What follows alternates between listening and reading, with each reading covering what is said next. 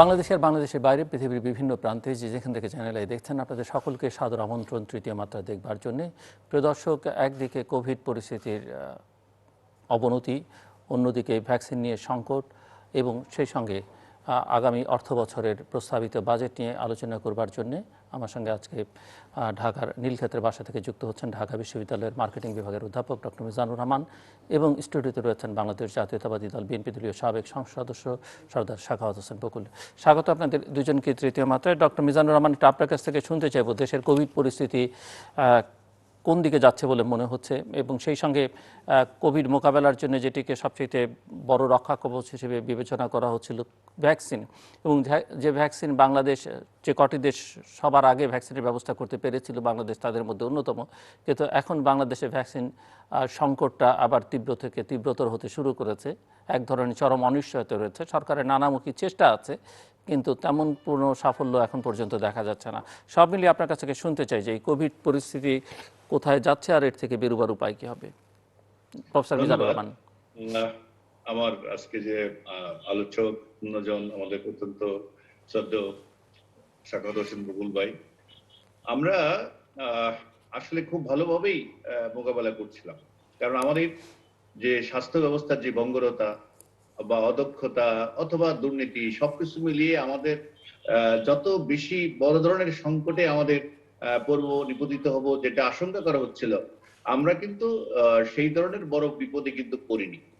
মোটামুটি আমরা প্রথম ঢেউটা সামনে নিয়েছিলাম এবং দ্বিতীয় ঢেউটাও আমাদের অনেক ধরনের সীমাবদ্ধতা আছে,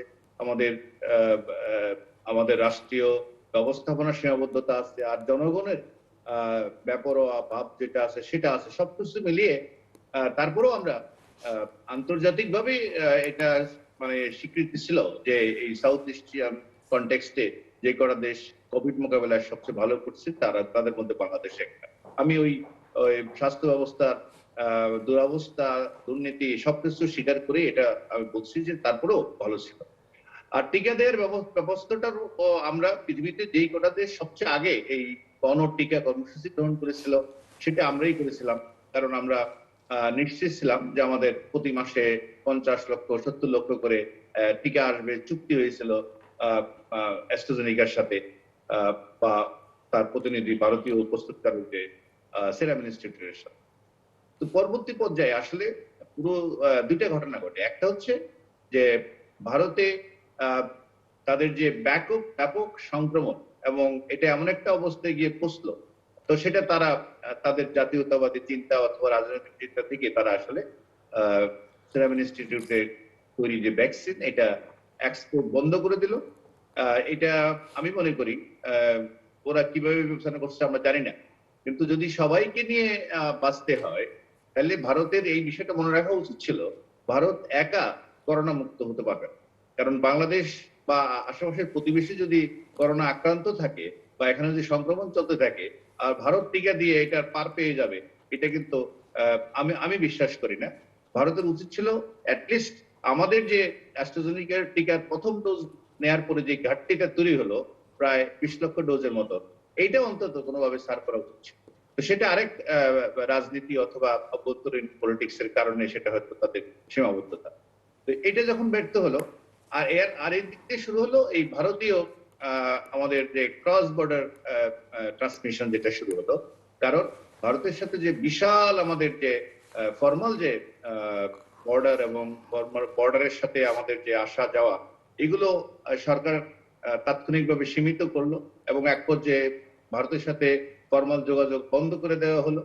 কিন্তু তারপর দেখা গেল আমাদের প্রচুর লোক এই করোনা কালেও ভারতে চিকিৎসার জন্য গিয়ে আটকা পড়লো, তারা আসলো, তাদেরকে নিয়ে এক ধরনের হ্যাসেল হলো। আর এর চেয়ে বড় হলো সেটা হয়তো কিছুটা নিয়ন্ত্রণ করা যেত বা অনেকটা গিয়েছিল, কিন্তু সমস্যা দেখা দিল আমাদের যে এই কোরাস বর্ডার, এই যে মানুষ আসলে ফর্মালি যে যাওয়া আসা তার বাইরেও কিন্তু প্রচুর লোক কিন্তু এই যাওয়া আসার মধ্যে থাকে। এইটা আমাদের সংক্রমণকে বাড়িয়ে দিয়েছে এবং বর্ডার এলাকায় প্রথমে হলো এবং আস্তে আস্তে এখন এই দিকে আসছে এবং এক পর্যায়ে আমি নিশ্চিত এটা দেশব্যাপী হবে এবং ঢাকাতেও আসবে। প্রশ্নটা হচ্ছে এটা যদি বিলম্বিত করা যায় অথবা এটাকে যদি আস্তে আস্তে, অর্থাৎ এটা যদি একটা বিশাল বড় ঢেউ যেন তৈরি না হয়, কারণ বিশাল বড় ধরনের ঢেউ যদি ঢাকায় এসে তৈরি হয়, তো সেটা আমাদের যে এক্সিস্টিং স্বাস্থ্য ব্যবস্থা, যদিও যেই দুরবস্থা আগে ছিল, ইভেন 6 মাস আগেও যা ছিল তার চেয়ে এখন অনেক ভালো। আমাদের হসপিটালগুলোতে অক্সিজেন নাজাল ফ্লো থেকে আরম্ভ করে, অথবা যেটাকে বলা হয় সেন্ট্রাল অক্সিজেন সিস্টেম, ভেন্টিলেটর, এগুলোর সংখ্যা অনেক বাড়ছে। যদিও এখনো আমি মনে করি এগুলো পর্যাপ্ত, কিন্তু যেই প্রস্তুতিটা এখন আছে সেই প্রস্তুতি কুলাবে না। যদি এটা দিল্লিতে যে ধরনের ঘটনা ঘটছে, এরকম ঘটনা যদি ঢাকায় ঘটে, তাহলে কিন্তু আমাদের খুবই একটা দুঃসহ অবস্থা হবে। কিন্তু আমাদের যেটা এখন আমার মনে হচ্ছে যে টিকার যে রাজনীতি এবং বিশ্ব টিকা পরিস্থিতি সবকিছু পর্যালোচনা করলে আমি মনে করি এখনো খুব একটা খারাপ অবস্থা নাই, কারণ বাই দিস টাইম আবার নতুন করে যে টিকাগুলো আমরা পাওয়া গেছে, বিশেষ করে চায়না থেকে প্রায় 10 লক্ষের মতো হিট, এবং যেটা ফাইজারের টিকা, এটা আগামী 19 তারিখ থেকে টিকাদান আবার শুরু হবে।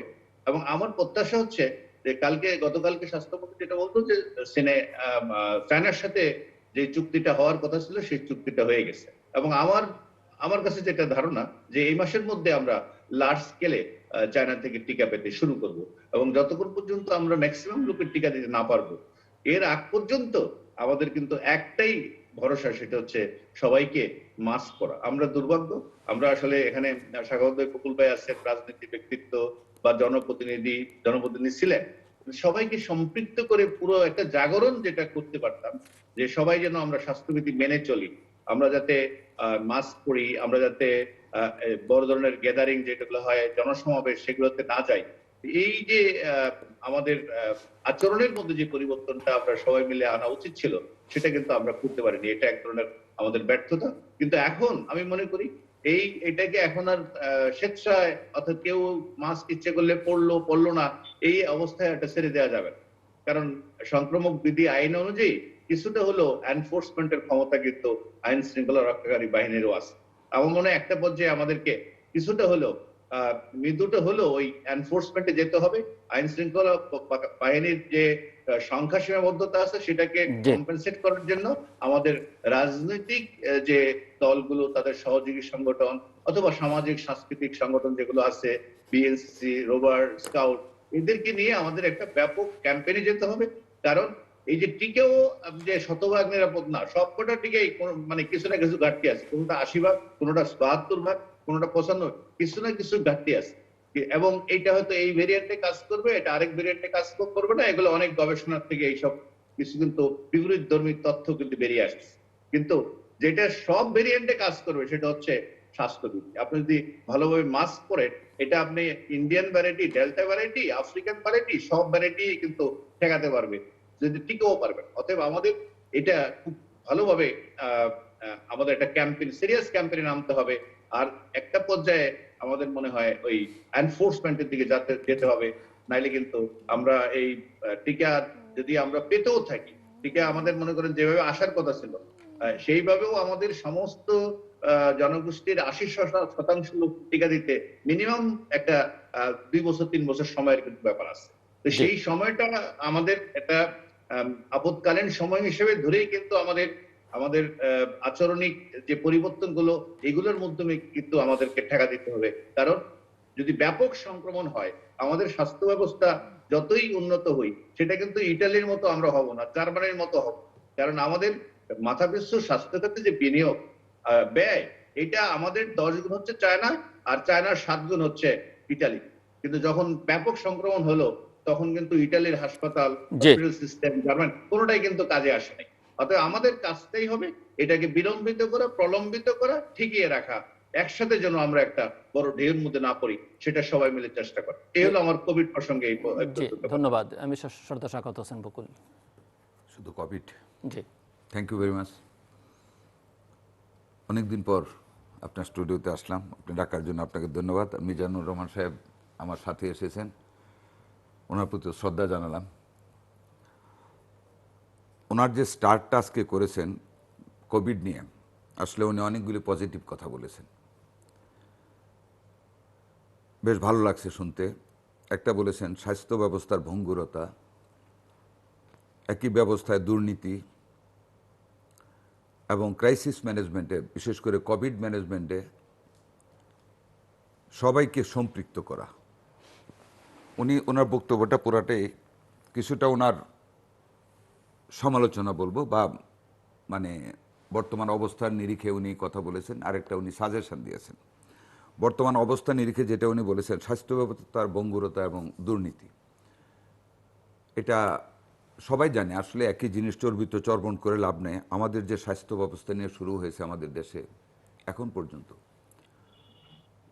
বিশেষ করে আজকের যে একটা ন্যাশনাল ক্রাইসিস, এবং it is the crisis all over the world, Covid. হ্যাঁ, উন্নত দেশগুলো কোভিড ম্যানেজমেন্টে অনেক ক্ষেত্রে ব্যর্থ হয়েছে।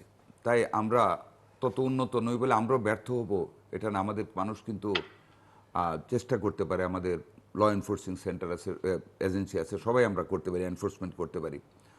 বাট দুর্নীতি আমাদের স্বাস্থ্য ব্যবস্থাটা একেবারেই ভেঙে দিয়েছে, যেটা মিজানুর রহমান সাহেব বলছেন। এটার আর এর চেয়ে বেশি ব্যাখ্যা আমাদের দেওয়া লাগে না।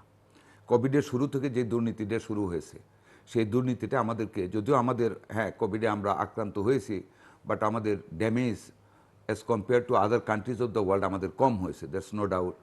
বাট আমরা যে জিনিসগুলি অ্যাচিভ করতে পারতাম ফর ফিউচার, বা যে রিস্ক ম্যানেজমেন্টের জন্য আমরা যেই জিনিসগুলি করতে পারতাম দুর্নীতি না থাকলে, সেই জিনিসটা হয়নি দুর্নীতির কারণে। কারণ স্বাস্থ্য খাতে রন্ধ্রে রন্ধ্রে দেশে দুর্নীতি ভর্তি, সকল খাতেই দুর্নীতি, বাট স্বাস্থ্য খাতে সবচেয়ে বেশি দুর্নীতিটা পরিলক্ষিত হয়েছে।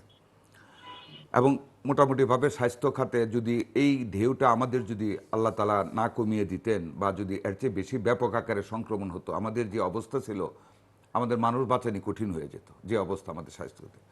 ইভেন মানে এই কোভিডের আক্রান্তর পরেও পৃথিবীর বিভিন্ন জায়গা থেকে সরকার শিক্ষা নিয়েছে বলে আমার মনে হয় না। আরবান এরিয়াতে কিছু ডেভেলপমেন্ট হয়েছে, I do agree with mister Mizanur Rahman. But আমরা যদি ভিলেজ এরিয়াগুলিতে তাকাই, যদি একটা রুগীও হয় তাকেও আইসিইউতে নেওয়ার কোনো অবস্থা নেই, কোনো বেড নেই, পরিচ্ছন্নতা নেই, ভালো ডাক্তার নেই, অক্সিজেন নেই।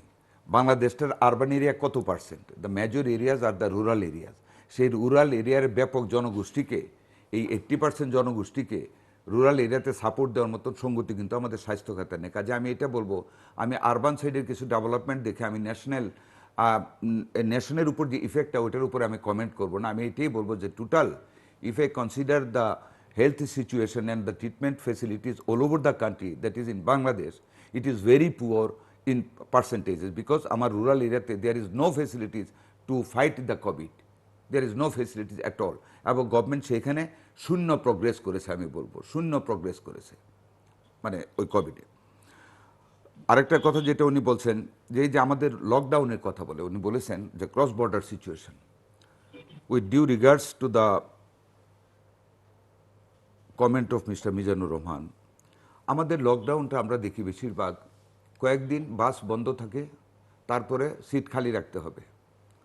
মিজান ভাই, নিশ্চয়ই আপনি এগ্রি করবেন, একমাত্র স্কুল কলেজ শিক্ষা প্রতিষ্ঠান ব্যতীত আমাদের লকডাউনটা কোথায় আছে আমাকে একটু বলেন। এই যে ক্রস বর্ডার সিচুয়েশন বললেন, লকডাউন দিয়েছে, কিন্তু পাসার্স বাই কি কমেছে বর্ডারে? একটাও না। গরু আসতেছে, মহিষ আসতেছে, উঁট আসতেছে, মানুষ যাচ্ছে, মানুষ আসতেছে। তাহলে লকডাউনটার মানে কি? এই যে আজকে আমাদের বর্ডার এরিয়াতে যে হারে এই ভাইরাসটা বেড়ে যাচ্ছে, এই যে দেখেন আজকে last 24 hours the death is 54, the new affected person more than 3000। এবং এটা যে বর্ডার থেকে আমাদের এই সাইডে সরাবে না সারা বাংলাদেশে, এটার তো কোনো গ্যারান্টি নেই। কাজে এই লকডাউনটা, গভর্নমেন্ট লকডাউন দিচ্ছে, কিন্তু লকডাউনের প্র্যাকটিসটা একেবারেই খুবই কম। এই ঢাকা শহরে আপনি ঘুরেন, কয়টা মাস্ক পাবেন? মাস্ক নাই। জিজ্ঞেস করলে কয় পকেটে। মানুষকে অভ্যস্ত করতে হবে। উই আর নট, মানে we did never practice this thing. কাজে আমাদেরকে তো একটু ফোর্স করতে হবে। এনফোর্সমেন্টটা আমাদের সরকারি তদারকি আরও কঠিন হতে হবে। যেমন বর্ডারে যেই কাজটা করতেছে, আমরা খবর রাখি, বর্ডারে অনেক পরিচিত মানুষ আছে, লকডাউন দিয়েছে, কিন্তু লকডাউনের বিন্দুমাত্র সেখানে পালিত হচ্ছে না। কাজেই খোদা না খাস্তা যদি এই কোভিড আমাদের দেশে আরও ছড়ায়, জাতির কী ঘটনা হবে, কোথায় গিয়ে আমরা দাঁড়াবো, আমি এই ব্যাপারে ভবিষ্যৎবাণী করতে চাই না। আল্লাহর কাছে দোয়া করি আল্লাহ যেন আমাদের রহমত করেন। তবে সরকার, মিজান ভাই বলেছেন সরকার হ্যাঁ অনেকটা সার্থক হয়েছে, হ্যাঁ, যেহেতু আমাদের ওইভাবে আমাদের মারা যায় নাই, সার্থক উনি বলতে পারেন। বাট আমি এটা বলবো, এই সার্থকতা মোটেও সার্থকতা না। এখানে নেচারের একটা ইফেক্ট রয়ে গেছে। আর সরকার যে পরিস্থিতি, যদি আমরা ভিলেজের দিকে তাকাই, তাহলে বলবো যদি খোদা না খাস্তা আমাদের এটা আরও ছড়াতো, তাহলে ম্যাসাক্কার হয়ে যেত আমাদের যে অবস্থা, কোভিডের ট্রিটমেন্টের যে গাফিলতি। আরেকটা কথা উনি বলেছেন, সবাইকে সম্পৃক্ত করা। আসলে এই পয়েন্টটাই কথা বলতে চাই মিজান ভাই। এই যে একটা ইটস এ ন্যাশনাল ক্রাইসিস, আপনি নিশ্চয়ই অ্যাগ্রি করবেন, it's a national crisis. It is a crisis on the total humanity. এই ক্রাইসিসে গভর্নমেন্ট আদৌ কি কারো কাছে সাহায্য চেয়েছে? এই গভর্নমেন্ট এই ক্রাইসিসে কাউকে নিয়ে বসতে পেরেছে? কাউকে ডেকেছে? আরও তো বিএনপি ধরেন বাদই দিলেন, অনেক তো মানুষ আছে, কাকে নিয়ে গভর্নমেন্ট একটা ইনসিডেন্স, একটা এক্সাম্পল দেখান যে গভর্নমেন্ট বসেছে যে এই যে একটা ন্যাশনাল ক্রাইসিস, মানুষের বাঁচা মরার প্রশ্ন, আমরা 18 কোটি মানুষ, এটাকে আমাদের ইউনাইটেডলি, যে কথাটা আপনি বলেছেন মিজান ভাই, আই মানে congratulate you for this comment, যে সাহস করে আপনি বলেছেন।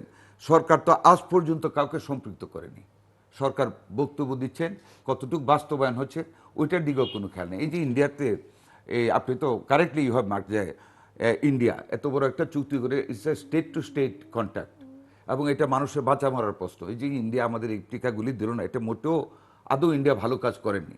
এই ব্যাপারে হ্যাঁ, এই ব্যাপারে আমরা কিছু কিছু লোকের কাছ থেকে আওয়ামী লীগের ভালো কথা শুনেছি, but I am sorry to say anything মোর, যে গভর্নমেন্ট অনেক নীরব এই ব্যাপারে।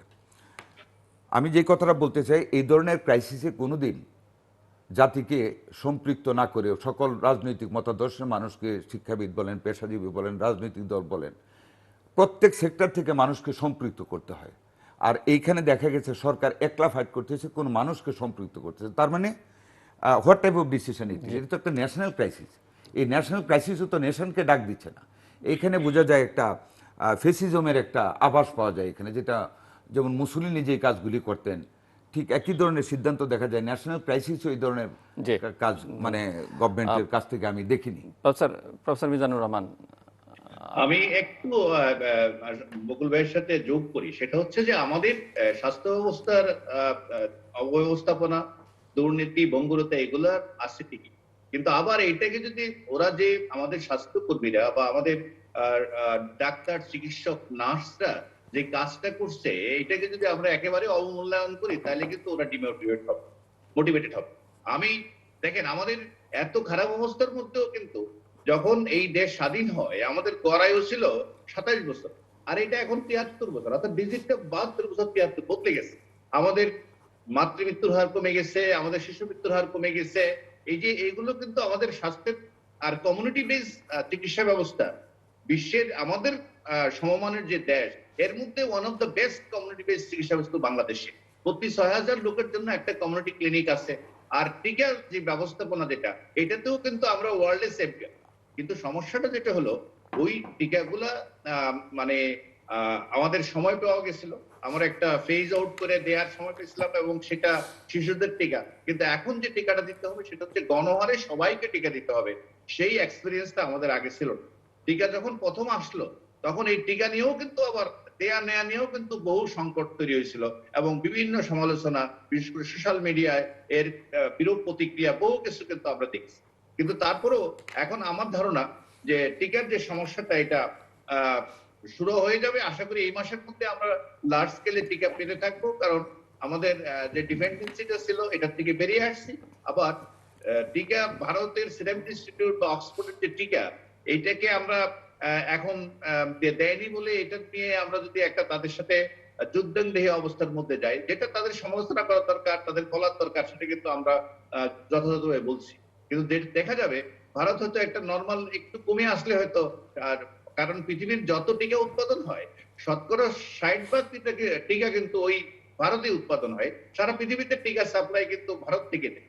আমাদের এই টিকাদান কর্মসূচিতে যেখানে কোটি কোটি টাকা লাগবে, শত কোটি টিকা লাগবে, তো সেটার জন্য আমাদের কিন্তু এক পর্যায়ে ওই সিরাম ইনস্টিটিউটের হয়তো টিকা আবারও নিতে হবে, এবং সেই সম্পর্কটা থাকুক, কারণ আসলে হয়তো আমরা সিরাম থেকে আবার যথা নিয়মে টিকা পেতে থাকবো। জি, জাস্ট আমি অন্য প্রসঙ্গে যাব যদি কিছু বলবার একটু আমি একটু বলেন। যেমন মিজান ভাই একটা কথা বলেছেন, এভারেজ লাইফ বেড়েছে। হ্যাঁ, এভারেজ লাইফ বেড়েছে, কিন্তু মিজান ভাইকে আমি এটাও স্মরণ করে দিতে চাই, এটা এই গভর্নমেন্টের 10-12 বছরে এভারেজ লাইফ মানে মানুষের বাড়েনি। আপনি জানি না, আপনি আর শৈশবে দেখেছেন কিনা, স্মল পক্স, হাজার হাজার মানুষ মারা যেত যখন শুরু হতো একটা এলাকাতে, এত ছোঁয়াচে ছিল। কলেরা, রিকেট, কালাজ্বর, টাইফয়েড, এগুলি সারা ওয়ার্ল্ড থেকে নির্মূল হয়ে গেছে ভ্যাকসিনেশনে। কাজে এটা কোনো লাইফ টাইমটা আমাদের ওইখানে সবচেয়ে বড় ডেথ ছিল, মানে যে মাতৃকালীন মৃত্যু, তারপর স্মল পক্স, তারপর আপনি কলেরা, রিকেট, এইসব আমাকে শেষ করতে দেন। কাজে এটা সারা বিশ্ব থেকে ভ্যাকসিনের কারণে এগুলি চলে গেছে। কাজে এমনিতে একটা বিরাট মর্টালিটি হার, মর্টালিটি হার মানুষের ওইখানে অনেক কমে গেছে, না, না, না, স্বাস্থ্যসেবা মানুষের অনেক বৃদ্ধি পেয়েছে, ডাক্তারের সারা সংখ্যা বিশ্ব বৃদ্ধি থেকে পেয়েছে। আমি বলি, আজকে আপনাকে শেষ করতে দেন, বৃদ্ধি পেয়েছে। কাজে এটা কোনো এইখানে গভর্নমেন্টের কোনো সার্থকতা না। বাট আপনি কমিউনিটি ক্লিনিকের কথা বলেছেন, আমি জানি না আপনার গ্রামের কমিউনিটি ক্লিনিকগুলি দেখেছেন কিনা। আমার গ্রামে একটা কমিউনিটি ক্লিনিক আছে, ডাক্তার পাওয়া যায় না মিজান ভাই। কমিউনিটি ক্লিনিকে যদি যান, মানুষের চিকিৎসা নেওয়ার মতো কোনো অবস্থা নেই। কাজে ওইগুলি কমিউনিটি ক্লিনিক থেকে আমরা শুরু করেছিলাম, আমরা একটু অন্য কিন্তু প্রসঙ্গে- ওইখানে কোনো অন্য ট্রিটমেন্ট প্রসঙ্গে হয়নি। যেতে চাই। আর ওভারনাইটে এগুলি কোনো দিন হয় না, এগুলি দিয়ে হবে না। আসলে এখন যেটা আপনি বলেছেন, সমস্ত সেকশনের মানুষকে ঐক্যবদ্ধ করে টোটাল ফাইটে আপনাকে যেতে হবে। আদারওয়াইজ গভর্নমেন্টের পক্ষে, গভর্নমেন্টের স্বেচ্ছাচারিতা দিয়ে নিজে খালি ক্রেডিট নেওয়ার জন্য এই কোভিড যদি ফাইট করতে চায়, আল্লাহ যদি, জানি না, আল্লাহ যেন এই কাজ না করেন, তাহলে কিন্তু বাংলাদেশের অবস্থা ভয়াবহ হয়ে যাবে। আমি এটাই বলতে চাই। ডক্টর মিজানুর রহমান, আমি অন্য প্রসঙ্গে যেতে চাই। আমি জাস্ট এক লাইন যোগ করি। আমরা যদি মনে করেন এই পাকিস্তানের সাথে কম্পেয়ার করি, আমরা যদি ভারতবর্ষের সাথে তুলনা করি, এই যে গড় আয়ুর যে ব্যাপারটা, ওদের থেকে তো আমরা এগিয়ে আসলাম। আমাদের এটা কেবলমাত্র এই কেনা বলা হয় মহামারী যেগুলো চলে গেছে তা না, এবং চলে যাওয়ার পেছনে কিন্তু আমাদের এই স্বাস্থ্যকর্মীদের ভূমিকা আছে। এই যে ওরসালাইন, লবণ এবং গুড় দিয়ে যে খাওয়ানো, এগুলো কিন্তু আমাদের স্বাস্থ্যকর্মীরাই করছে। স্যার, তো সব দেশেই আছে। আমাদের স্বাস্থ্যকর্মীরা যা করেছেন সেটা তো আমরা স্বীকার করি, আমাদের ডাক্তার নার্সরাও করেছেন। স্বাস্থ্যকর্মী, সরকার, বেসরকারি উন্নয়ন সংস্থা সবারই অবদান আছে। সবারই অবদান আছে। জি, আমি একটু ডক্টর মিজানুর রহমান, আগামী অর্থ বছরের যে বাজেট জাতীয় সংসদে প্রস্তাবিত হয়েছে, সেই বাজেট সম্পর্কে আপনার একটু ছোট্ট করে মূল্যায়ন শুনতে চাই প্রাথমিক পর্যায়ে। এই বছরের যে বাজেট, এটা মানে কোভিডকালীন আমাদের দ্বিতীয় বাজেট, এবং বাজেটটা মানে লক্ষ্যই হচ্ছে এখানে টাকার ব্যয় বাড়াতে হবে। কারণ আমাদের বহু লোকের কর্মসংস্থান নষ্ট হয়ে গেছে, ব্যবসা বাণিজ্য নষ্ট হয়ে গেছে, এবং আমাদের যে মন্দা অবস্থা চলছে অর্থনীতির, এটাকে যদি চাঙ্গা করতে হয় তাইলে সরকারের ব্যয় বাড়াতে হবে। কিন্তু অপরদিকে এই করোনার কারণে সরকারের আয় বাড়ানোর কোনো সুযোগ নেই। কারণ বোর্ড অফ রেভিনিউকে দিয়ে যদি আপনি টাকা আদায় করতে চান, সেটা হলে আবার ট্যাক্স এবং আরো ব্যাট বেশি করে ট্যাক্স ইম্পোজ করতে হবে, যেটা এই মুহূর্তে হয়তো সরকার বিবেচনা করে নাই। যার কারণে এবার দেখবেন বোর্ড অফ রেভিনিউর গত বছর যে টার্গেট ছিল রাজস্ব আদায়ের, এটা ঠিক রাখা হয়েছে, কিন্তু ব্যয় বাড়ানো হয়েছে। তাহলে ব্যয়টা কোথা থেকে? ব্যয় আমাদের করতে হবে, কারণ কোভিড এর যে ক্ষতিগ্রস্ত জনগোষ্ঠী, ব্যবসা বাণিজ্য সবকিছু, এগুলোকে যদি আমাদের রিপেয়ার এন্ড মেইনটেনেন্স করতে হয়, চালু করতে হয়, তাহলে সরকারের ব্যয় বাড়াইতে হবে। তাহলে ব্যয় বাড়াইতে হবে কোথাও থেকে? ঋণ করে করতে হবে। যার কারণে আমরা একটা বড় ঘাটতি দেখছি এইবার বাজেটে, অর্থাৎ যে টাকা আমরা আয় হবে তার চেয়ে অনেক বেশি ব্যয় হবে। কিন্তু এই ঋণটাও, অর্থাৎ অতিরিক্ত ব্যয় যেটাকে আমরা ঘাটতি বাজেট বলি, সেটাও কিন্তু একটা পারমিসিবল লিমিটের মধ্যে আছে। বলা হয় 6% অফ দ্য জিডিপি, এটার এক্সিড করলে হয়তো এটা বেশি হয়ে যায়, কিন্তু আমরা 6% বা তার কাছাকাছি কিন্তু আমাদের ঘাটতি আছে। আর অনেক সময় যেটা বলা হয় যে এই কোভিড এর ব্যাপারে তো কোনো ব্যবস্থাই রাখা হয়নি, অর্থাৎ কোভিডে যারা চাকরি চলে গেল বা ক্ষতিগ্রস্ত হলো, একটা বুদ্ধি ছিল সবাইকে ডেকে ডেকে টাকা দেয়া, মানুষকে ডেকে ডেকে টাকা দেওয়া, এবং সেই টাকা দিতে গেলে যে কি বিড়ম্বনা হয়, এটা কিন্তু ওই 2,500 টাকা করে 35 লাখ লোককে দিতে গিয়ে কিন্তু বোঝা গেছে। কারণ আমাদের জনপ্রতিনিধি, ইউনিয়ন কাউন্সিলের মেম্বার, চেয়ারম্যান থেকে আরম্ভ করে ওয়ার্ড কমিশনার, এই সবগুলো মিলিয়ে যে বিপর্যয় তৈরি হয়, এটা করতে গিয়ে শুধু একমাত্র ওই আরো কিছু টক শো করা যেত, কে কত টাকা মারছে, কার অ্যাকাউন্টে কত গেছে, এছাড়া আর কিছুই হতো। তাহলে সরকার যে পথটা অবলম্বন করছে সেটা হচ্ছে কর্মসংস্থান করতে হবে, এবং কর্মসংস্থান করতে গেলে শিল্পের বিনিয়োগটা বাড়াতে হবে। আমাদের যে সকল কারখানাগুলো বন্ধ হয়ে গেছে, প্রতিযোগিতার কারণে বিদেশি পণ্যের সাথে টিকতে পারছে না, সেখানে ইনসেন্টিভ দিতে হবে। সর্বোচ্চ কর ছাড় দেওয়া হয়েছে এবার কর্পোরেট সেক্টরে এবং র মেটেরিয়াল ইম্পোর্টে, এবং আমাদের দেশি যে শিল্প কারখানাগুলো আছে সেগুলোকে বাঁচিয়ে রাখার জন্য বিভিন্ন রকমের প্রণোদনা দেওয়া হচ্ছে। এবং এর ফলে আশা করা হচ্ছে যে আমাদের মার্কেট মেকানিজম যেটা, এটা চালু হবে। আমাদের শিল্প যেগুলো বন্ধ হয়ে যাচ্ছিল, অথবা ছোট ব্যবসা যেগুলো বন্ধ হয়ে গেছে, এগুলো যখন মার্কেট একটা সিস্টেমের মাধ্যমে আবার চালু হবে, তাইলেই কিন্তু কর্মসংস্থান হবে। কারণ কর্মসংস্থান, এই আমাদের যে ব্যবস্থা, এটা নিয়ে আমরা অনেক সমালোচনা করতে পারি, আমরা কিন্তু একটা পুঁজিবাদী সমাজ ব্যবস্থার মধ্যে আছি। তাই আইনা লোকদেরকে কর্মসংস্থান করা যাবে, কর্মসংস্থান প্রাইভেট সেক্টরের মাধ্যমে করতে হবে। আর এইবার যে বাজেটটা পুরোটাই করা হয়েছে এই কর্মসংস্থান যাতে তৈরি হয় এবং ইনফ্লেশন রেটটাকে কমিয়ে রেখে। আর এই কর্মসংস্থান ব্যবসায়ীদেরকে বা শিল্পপতিদেরকে কিন্তু সরাসরি কোনো ইনসেন্টিভ টাকা দিয়ে দেওয়া হয়নি। তাদের টাকাটা নিতে হলেও কিন্তু বিনিয়োগ করে, ব্যবসা করেই টাকাটা নিতে হবে। তাদেরকে বিভিন্ন ধরনের ট্যাক্স ইনসেন্টিভ দেওয়া হয়েছে, অথবা যে টাকা দেওয়া হবে ব্যাংকিং সেক্টরের মাধ্যমে, কম সুদে, কিন্তু আমরা যেমন গার্মেন্টস এর ক্ষেত্রে আমরা যেটা দেখছি সেটা হচ্ছে সরাসরি শ্রমিকরা তাদের অ্যাকাউন্টে টাকাটা পেয়ে গেছে, মালিকরা টাকা জি শুধু ঋণটা রয়ে গেছে মালিকের ঘাড়ে, কিন্তু টাকাটা শ্রমিকরা পেয়ে গেছে, সেই সিস্টেমে কিন্তু করা হয়েছে। জি জি মিস্টার সদর সাকাত হোসেন বকুল। জি, থ্যাংক ইউ ভেরি মাচ। আসলে বাজেটে সবাই আলোচনা করে কোয়ান্টিটিটা নিয়ে, টাকাটা নিয়ে। বাজেট অবশ্যই একটা টাকার আয় এবং ব্যয়, রেভিনিউ এবং এক্সপেন্ডিচার এটা দেখানি হয়, বাট বাজেটের মূল লক্ষ্যটা টু জাজ the quality of the budget. একটা বাজেট জাতির সামগ্রিক জিনিস নিয়ে একটা বাজেটের পলিসি প্ল্যানিং থাকে। এই টোটাল বাজেটটা আমি পড়েছি।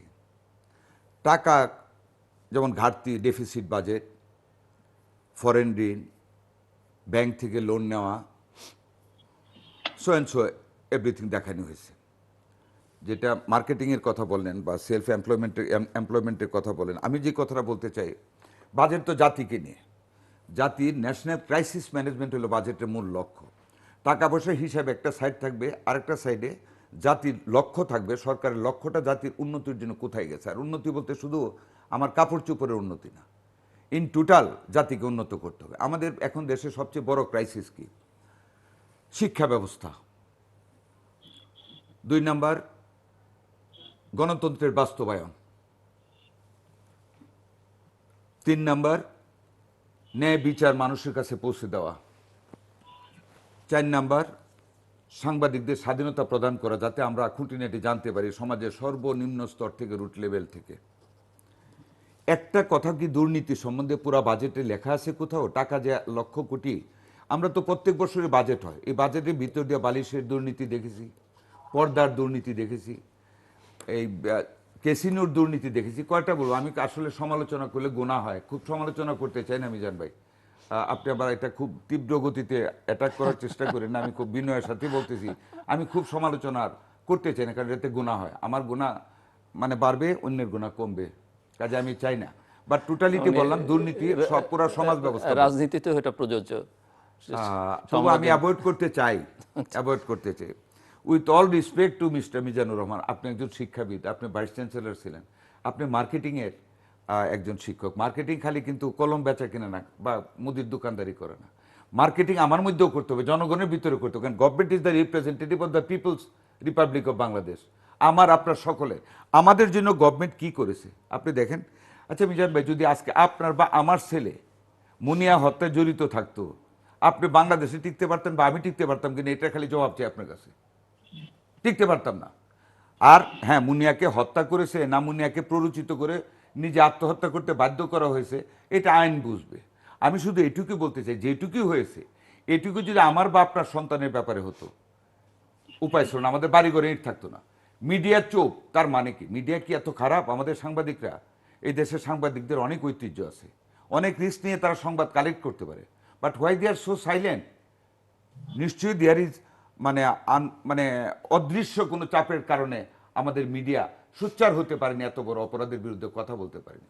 আজকে দেখেন, বাজেটের লক্ষ্য টাকা পয়সা দিবে, নির্বাচন কমিশনে টাকা দিবে, নির্বাচন কমিশনে টাকা দিতে হবে, নিশ্চয়ই এটা তো বাজেট বাড়বে, বাট ফর হোয়াট? ওই 2018 30 তারিখে রাতের ভোট 29 তারিখে রাত্রে নিয়ে যাওয়ার জন্য? আপনি বলবেন?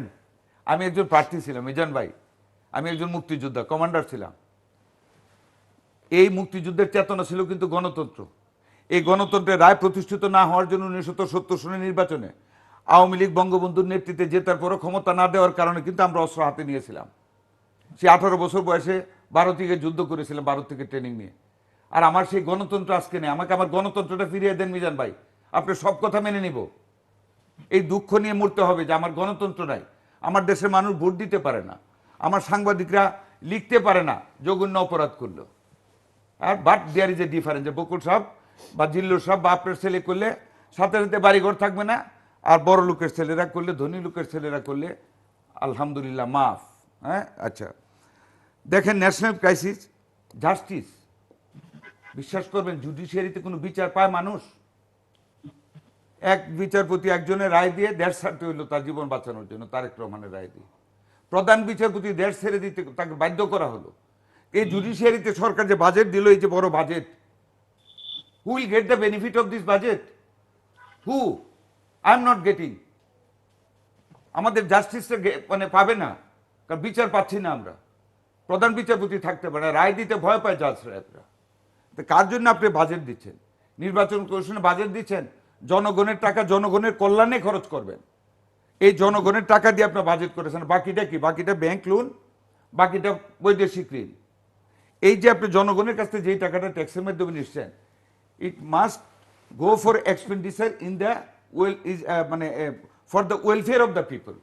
বাট কোথায় আমার জনগণের কল্যাণ? জনগণ ভোট দিতে পারে না, গ্রামের জনগণে অক্সিজেন পাবে না কোভিড হইলে, সিট পাবে না থাকতে, কমিউনিটি ক্লিনিকে ডাক্তার নাই, মিডিয়া লিখবে না, জুডিশিয়ারিতে বিচার পাবে না।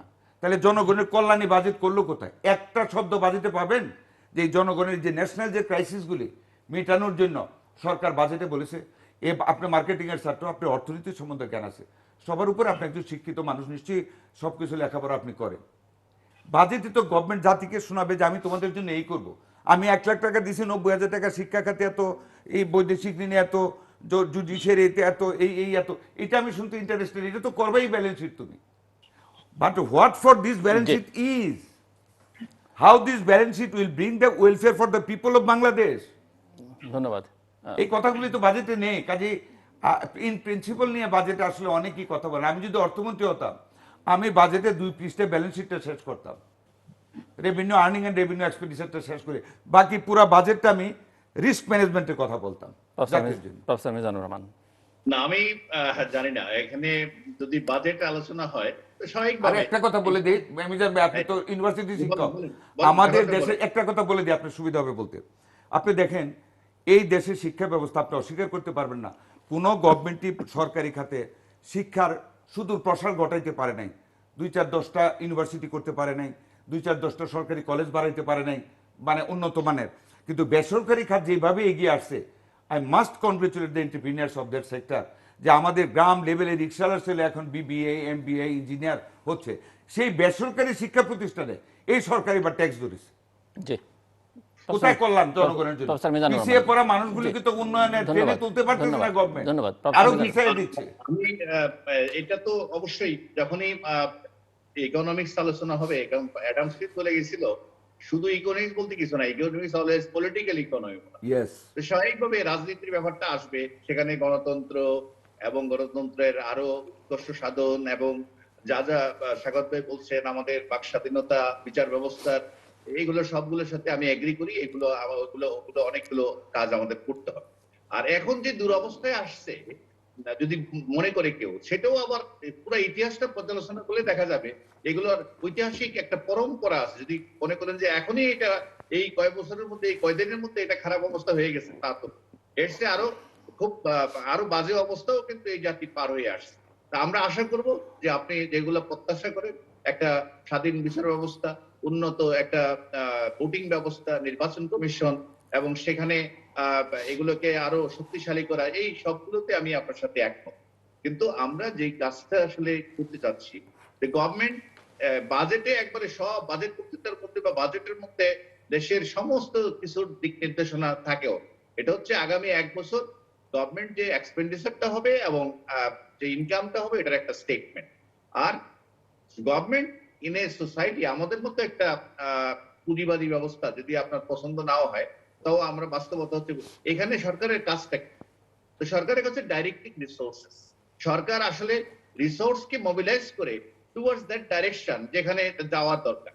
আর এই বছর বাজেটে আমি মনে করি যেটা বেশি জোর দেওয়া হলো, সেটা হচ্ছে মানুষ যে আনএমপ্লয়েড হয়ে গেল, বহু লোক বিদেশ থেকে ফিরে আসলো, এবং আমাদের যারা চাকরি করতো তাদের বেতন কমে গেছে প্রাইভেট সেক্টর অনেকটা।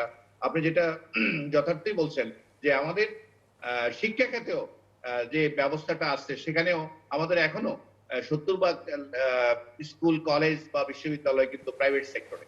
তো সেইখানে আরো মনোযোগ দেওয়া যেতে পারত। কিন্তু আমি মনে করি গভর্নমেন্টের যে অ্যালোকেশন, এগুলো নাড়াচাড়া করা যাবে না, এখান থেকে সেখানে নেওয়া যাবে না, তা তো না। এটা একটা প্রাথমিক একটা আইডিয়া দেওয়া হয়, এবং প্রত্যেক বছরই যখন সম্পূরক বাজেট হয়, তো সেখানে কিন্তু অনেক সংশোধন হয়। আমি মনে করি আমাদের এখন যে শিক্ষা ব্যবস্থার যে সমস্যাটা আমরা অতিক্রম করছি, আমাদের বিদ্যালয়গুলো বন্ধ, শিক্ষা প্রতিষ্ঠান বন্ধ, কিন্তু শিক্ষা তো আর বন্ধ থাকতে পারে না। সেই জন্য আমাদেরকে একটা যেটাকে হাইব্রিড সিস্টেম আমাদের ডেভেলপ করতে হবে, দিন পর্যন্ত আমাদের ছাত্রদেরকে, কারণ আমাদের শিক্ষামন্ত্রী নিজে কিন্তু একজন জনস্বাস্থ্য বিশেষজ্ঞ, আমরা বললেই তো হবে না যে সবকিছু চালু আছে, স্কুল কলেজ কেন খোলা আছে। আপনি যদি বন্ধ আছে, আপনি গত 300 বছরের যদি এই যেগুলাকে আমরা বলি প্যান্ডেমিক, এগুলোর পর্যালোচনা করেন, তাহলে দেখবেন একদম সাইন্টিফিক রিজনটা আমি বলতে পারবো না, হিস্টোরিক্যালি এই স্কুল বা শিক্ষা প্রতিষ্ঠান খোলার সাথে সংক্রমণ বেড়ে যাওয়ার কিন্তু একটা ডাইরেক্ট কোরিলেশন পাওয়া গেছে ঐতিহাসিক। তো সেটাই হয়তো হয় যে শিক্ষা প্রতিষ্ঠান খুললে যে জমায়েত হবে সে কারণে সংক্রমণ বাড়তে পারে, কিন্তু আমাদের শিক্ষা বন্ধ রাখা যাবে না। সেই জন্য আমাদের ওখানে যে একটা এই ক্রাইসিস থেকে মোকাবেলা করার জন্য যে একটা প্রযুক্তিগত একটা অবদান থাকা উচিত ছিল, যে আমরা এখন অনেক বিদ্যালয়, বিশ্ববিদ্যালয়, স্কুল কলেজে অনলাইনে ক্লাস দিচ্ছি, এবং অনলাইনে ক্লাস নেওয়ার সীমাবদ্ধতা আছে, এটা কখনোই অন ক্যাম্পাসের বিকল্প না, তারপরেও কিন্তু চালিয়ে নিচ্ছি আমরা। কিন্তু এর মধ্যে একটা বিরাট বৈষম্য তৈরি হয়ে গেছে। এটা আমরা শহরে করছি, রাজধানীতে করছি বা জেলা শহরে করছি, কিন্তু আমাদের গ্রামে প্রত্যন্ত অঞ্চলে এই ডিভাইসের স্বল্পতা, অ্যাভেলেবিলিটি, আমাদের লোকেরা কিন্তু অ্যাডাপ্টেবিলিটির দিক দিয়ে খুব দ্রুত গ্রহণ করতে পারে। মানে এটা আমাদের দেশে না, কারণ আজকাল যে প্রযুক্তিগুলো তৈরি হচ্ছে এগুলো ইউজার ফ্রেন্ডলি, খুব দ্রুত মানুষ গ্রহণ করে। আপনি 5 কোটি মানুষের কাছে পোস্টে রেডিওর লাগছিল 38 বছর, আর ফেসবুকের লাগছে 2 বছর, 5 কোটি মানুষ। অর্থাৎ মানুষ, যে লোকটা একেবারে লেখাপড়া জানে না, রিক্সা চালায়, তারও ফেসবুক অ্যাকাউন্ট আছে। এই যে এটা অ্যাডাপ্টেবিলিটির দিক থেকে আমাদের এগিয়ে আছে, কিন্তু আমাদের সব জায়গায় নেটওয়ার্কের স্বল্পতা আছে, ডাটা ব্যান্ডউইথের স্বল্পতা আছে, এবং ডিভাইসের স্বল্পতা আছে। সরকারের উচিত হচ্ছে আমাদের যাতে শিক্ষা ব্যবস্থা এই একটা হাইব্রিড সিস্টেম, অর্থাৎ যখন আমরা সুযোগ হবে, কারণ আমার মনে হচ্ছে যতই আমরা টিকা টিকা এইসব কথাবার্তা বলি না কেন, আমাদের আরো অনেকদিন এই করোনার সাথে বসবাস করতে হবে। আর যার কারণে এই অনেকদিন তো আমাদের শিক্ষা প্রতিষ্ঠান এইভাবে বন্ধ রাখা যাবে না, অথবা লেখাপড়া বন্ধ রাখা যাবে না। সেটা চালু করার জন্য এই প্রযুক্তিতে আমাদের ইনভেস্ট করতে হবে, যাতে আমরা কিছু যেখানে পশ্চাৎপদ এলাকা, যেখানে অলরেডি একটা সাইবার পভার্টি গ্যাপ তৈরি হয়ে গেছে, কারণ আমাদের শিক্ষা ব্যবস্থায় এখানে, অর্থাৎ গ্রামে এবং শহরে আগেই একটা বৈষম্য ছিল, আর এই বৈষম্যটা কিন্তু এই করোনার কারণে আরো বাড়ছে। শহরের স্কুলে যেভাবে সাইবার যোগাযোগ করে কিছুটা হলেও ক্লাস নেওয়া যাচ্ছে, গ্রামে কিন্তু একেবারে নেওয়া যাচ্ছে। অতএব আমাদের ওই গ্রামের প্রযুক্তিগত সুবিধা উন্নয়ন, এবং সম্ভব হলে যেখানে গ্রামে করোনা এখনো ওইভাবে ছড়িয়ে পড়েনি, যে সকল আমাদের দ্বীপাঞ্চল, পাহাড়ি অঞ্চল বা শহর অঞ্চল, সেখানেও এক্সপেরিমেন্ট পেতে আমাদের স্কুলগুলো খুলে দেওয়া। প্রফেসর মিজানুর রহমান, আমি আসছি আপনার কাছে। আমরা একটু শেষের দিকে চলে এসেছি, সো শেষ করবার জন্য মিস্টার সরদার মিজানুর রহমান সাহেব আজকে 2 মিনিট সময়। উনি আজকে অনেক ভালো ভালো কথা বলতেছেন, ধন্যবাদ আপনাকে। একটা কথা বলেছেন, শিক্ষা ব্যবস্থা বন্ধ রাখা যাবে না, 100% I agree with you. Online ক্লাসের কথা বলেছেন, ডিভাইসের স্বল্পতার কথা বলেছেন, প্রযুক্তিতে বিনিয়োগ বলেছেন।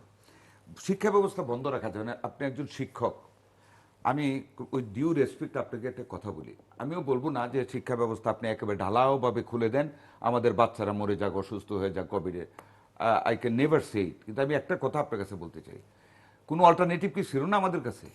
আমাদের শিক্ষা ব্যবস্থার মান তো এমনি অনেক নিচে। বেশি বলে আমি সময় নষ্ট করব না। যদি একটা ছোটো সিলেবাস দিয়ে আপনি অন্তত বৎসরে একটা স্কুল করে যদি আপনি প্রতি থানায় 50 দিন 60 দিন পরীক্ষা নিতেন, একটা প্রেশার তো থাকতো। ইনস্টিটিউট অফ দ্যাট আপনি কি করতেছেন, প্রশ্ন দিয়ে দিচ্ছেন, বাড়িতে বসে বই দেখে, নোট দেখে লেখা দিতেছে, এটার উপরে মার্কিং দেবেন। What knowledge they will earn for the nation, what they will do for the nation, you tell me. একটা অল্টারনেটিভ। ওই দিন পরশুদিন শিক্ষামন্ত্রী বললেন যে 1 বছর পরীক্ষা না দিলে কিছুই হবে না। ঠিক আছে বাবা, 1 বছর পরীক্ষা তো দিতে হবে, জ্ঞান পাবেন। জাতি তো শিক্ষা শূন্য হয়ে যাচ্ছে, মেধা শূন্য হয়ে যাচ্ছে। এই যে আপনি বলেন প্রযুক্তিতে বিনিয়োগ, একটা কথা বাজেটে আছে এই শিক্ষা ব্যবস্থার মান উন্নয়নের জন্য, আমাদের ভবিষ্যৎ বংশধরদেরকে এই দেশটা চালানোর জন্য প্রস্তুত করবার কোনো একটা লাইন বাজেটে আছে? একটা লাইন নেই, কোনো কিছু নেই। ডিভাইসের স্বল্পতার কথা বলছেন, অনলাইন ক্লাস, গ্রামে কয়টা ছেলেমেয়ে অনলাইন নিতে পারে?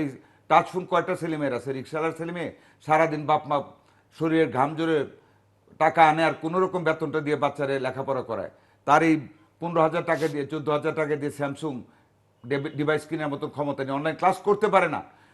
অনেক ছাত্রছাত্রীকে জিজ্ঞাসা করি কীভাবে পরীক্ষা হচ্ছে, কেমনে, বাড়ির বইয়ে লিখে দিই, খাতা দিয়ে দিও, হাসে বলে গরু ঘাস খাই, ইংলিশ বলতে পারে না মেট্রিক পাস করে, GPA 5 করে। কি এডুকেশন দেওয়া হচ্ছে? সেই এডুকেশন খাতে প্রযুক্তিতে প্রযুক্তি বিনিয়োগের কথা বলছেন, খুব কারেক্টলি আপনি বলেছেন। আপনি অনেকগুলো ভালো কথা বলতেছেন, এই প্রযুক্তিতে বিনিয়োগের একটা লাইন এই বাজেটে কথা বলা নেই। কিভাবে শিক্ষা জি ব্যবস্থার উন্নতি করবে বলা নাই, কি বলেছে পরীক্ষা না দিলে কি হবে। একজন শিক্ষামন্ত্রী এই ধরনের কথা বলতে পারেন না। বলা উচিত ছিল হ্যাঁ ক্ষতিগ্রস্ত হচ্ছে, আমরা বাধ্য হচ্ছি, আমরা ধন্যবাদ এই পদ্ধতিতে মানুষের মেধা বৃদ্ধি করব, ধন্যবাদ ধ্বংস করে দেওয়া হচ্ছে শিক্ষা ব্যবস্থাকে, তার উপরে বেসরকারি বিশ্ববিদ্যালয়ের ট্যাক্স বসিয়ে দেওয়া হয়েছে। ধন্যবাদ। প্রফেসর মিজানুর রহমান, একটু শেষ করতে হবে আমি ছোট্ট এই করে। প্রধান বলি এই বেসরকারি বিশ্ববিদ্যালয়ের ট্যাক্সটা যেটা সর্বশেষ বলে বলছেন, এটা আমি ওটার বিপক্ষে, এটা থাকবে না। থ্যাংক কারণ ইউ। বেসরকারি বিশ্ববিদ্যালয় করা হয়েছিল অলাভজনক হিসেবে, অর্থাৎ যারা যা বিনিয়োগ করবে এখানে যে রেভিনিউ আসবে তার থেকে খরচ নির্বাহ করা হবে এবং মালিকরা কোনো টাকা নিতে পারবে না। অতএব এটা ব্যবসা প্রতিষ্ঠান না, এটা এখান থেকে কোনো ট্যাক্স আর দেওয়ার আমি অন্তত পক্ষপাতী না। আরেকটা হচ্ছে এইবার শিক্ষা বাজেটের সাথে কিন্তু প্রযুক্তিকে একসাথে রাখা হয়েছে, অর্থাৎ সেখানে শিক্ষা এবং প্রযুক্তি খাত, আমরা প্রত্যাশা করব যে প্রযুক্তি খাতের যে বরাদ্দটা সেটা দিয়ে আমাদের যে প্রসেস গুলো এখন চলছে স্কুলগুলোতে মাল্টিমিডিয়া ক্লাসরুম অথবা টেলিভিশনের মাধ্যমে যে ক্লাস পরিচালনা, কারণ কিছুই করার নাই। আমি আবারও বলছি, এই যেগুলো কথা বলা হচ্ছে অনলাইন আপনার এই ক্লাস কথাগুলি অথবা যদি বাজেটে থাকতো তাহলে তো জাতি আশ্বস্ত হতো, আমি আজকে কথা বলতাম না। না না, আমি বলছি এই কথাগুলো বলছি এই জন্য যে আমাদের এই কথা বলার সময় শেষ হয়ে যায় না, আর বাজেটও এখন পাস হয়নি।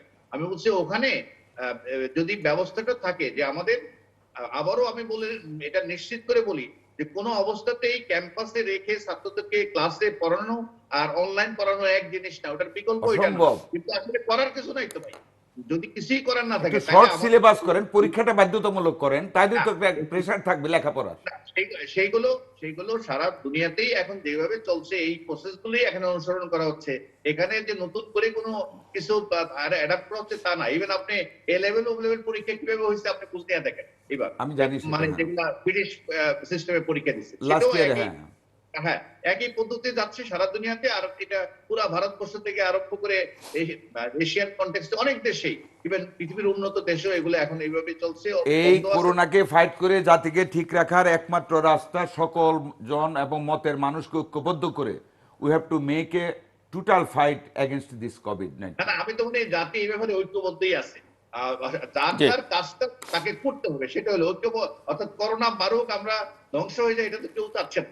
করোনাকে আমাদেরকে মোকাবেলা করতে জাতি হবে। এই কোথায় ব্যাপারে ঐক্যবদ্ধ? কারো জাতি ধন্য- কোথায় ঐক্যবদ্ধ? ধন্যবাদ। তো এটা সবাই মিলে এসে আমাদের ওই রেস কোর্সটা এসে একসাথে বলতে হবে, নট না, না, একসাথে বসতে হবে না। যেমন আপনি বিশ্ববিদ্যালয় থেকে আপনি একলা যান, এরকমই কিছু ডাকেন, আমরা দেখি যে অন্তত ডাকা হয়েছে জাতির এই কোভিড ফাইট করার জন্য, কোনোদিন ঠিক তো আছে, দেখলাম না। টাকার ব্যাপারটা আমি বলছি তা, কিন্তু আমরা বলছি যে জি শেষ আমরা করতে হবে। এই ব্যাপারে আমরা ঐক্যবদ্ধ কোভিডকে মোকাবেলা করতে হবে এবং আমাদের যার যার অবস্থান থেকে যদি আমরা ভূমিকা নেওয়া শুরু করি ধন্যবাদ। তাইলে কিন্তু এটা ঐক্যবদ্ধ কাজেই পরিণত হবে। ধন্যবাদ প্রফেসর মিজানুর রহমান এবং মিস্টার সর্দার স্বাগত হোসেন বকুল Thank আমাদের you. সঙ্গে আলোচনায় যুক্ত হওয়ার জন্য। দর্শক, আমার দুই অতিথি নানা বিষয় নিয়ে কথা বলছিলেন। কোভিডের কথা বলতে গিয়ে স্বাস্থ্য ব্যবস্থার যে ভঙ্গুরতা, অদক্ষতা এবং দুর্নীতি, দুজনেই সেটি উচ্চারণ করেছেন এবং তা সত্ত্বেও আমাদের কোভিড পরিস্থিতি নিয়ন্ত্রণে আমরা যথেষ্ট সাফল্য দেখিয়েছি। তবে এই সাফল্য যে অব্যাহত থাকবে বা আমরা ধরে রাখতে পারবো সেটি কিন্তু এখন নিশ্চিত করে বলা যাচ্ছে না। পরিস্থিতি যে কোনো সময় খুবই খারাপ দিকে যেতে পারে এবং সেটি সেরকম দিকে গেলে এটি মোকাবেলা করবার সক্ষমতা আমাদের নেই, এ কথা ওনাদের কথায় বেরিয়ে এসছে। কাজেই যত বিলম্বিত এটিকে করা যায়, যত ধীরে ধীরে পরিস্থিতি খারাপের দিকে না যায় সেরকম ব্যবস্থা করা যায়, তার জন্য ওনারা বলছেন যে ভ্যাকসিনের কোনো বিকল্প নেই এবং সবাইকে ভ্যাকসিনেশনের আওতায় আনতে হবে।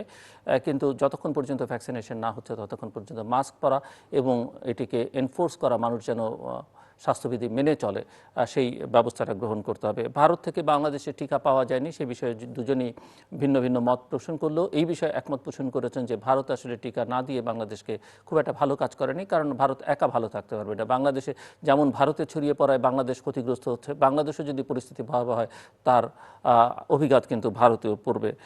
বাজেট নিয়ে আলোচনা করতে গিয়ে দুজনে কিছুটা ভিন্ন মত পোষণ করেছেন।